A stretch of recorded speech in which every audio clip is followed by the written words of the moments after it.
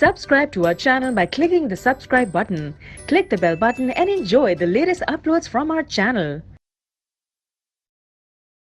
Question number 24. A pea plant bearing axial flowers is crossed with pea plant bearing terminal flowers.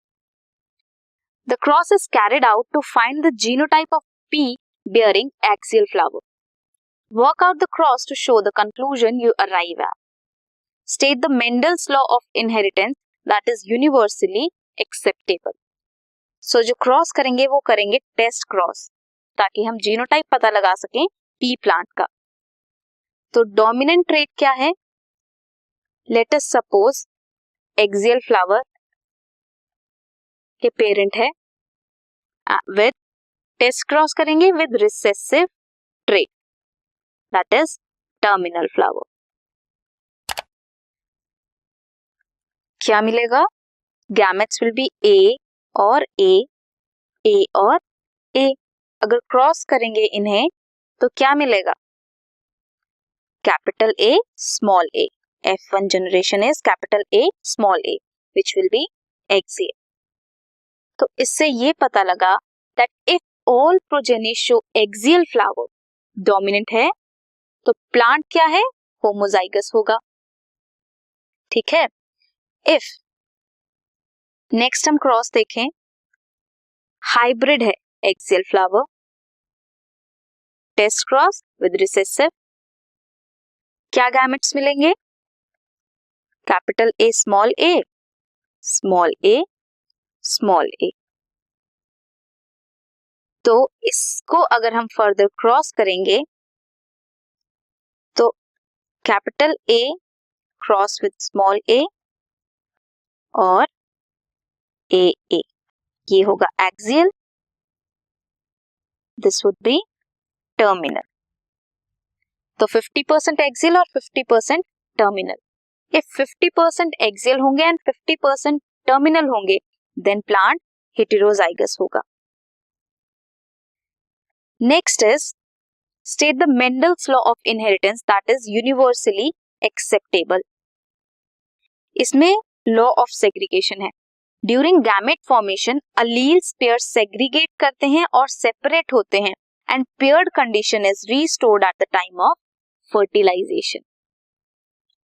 या फिर you can attempt second part that is absence of lactose in the culture medium affect करता है expression of lac operon in E coli. Why and how explain करना है. Right any two ways in which gene expression is regulated in eukaryotes.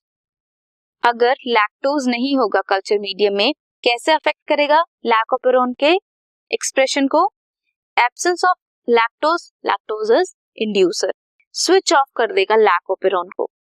Absence of lactose regulatory gene produce करती है repressor protein.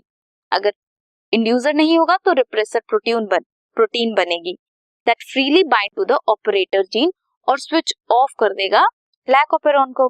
Repressor operator complex form होगा, prevent करेगा RNA polymerase को to transcribe structural gene.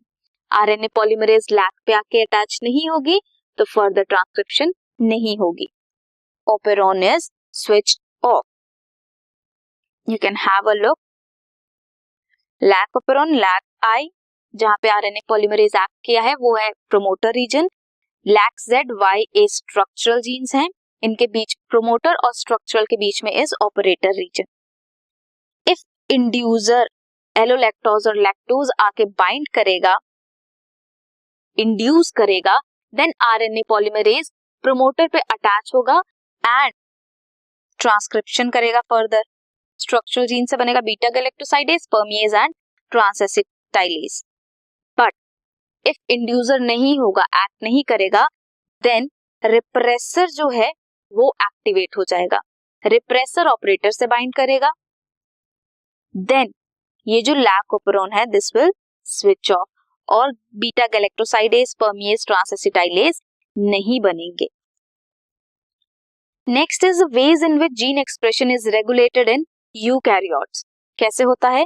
Formation होती है primary transcripts की transcriptional level पे, regulation होती है ऑफ स्प्लाइसिंग प्रोसेसिंग लेवल।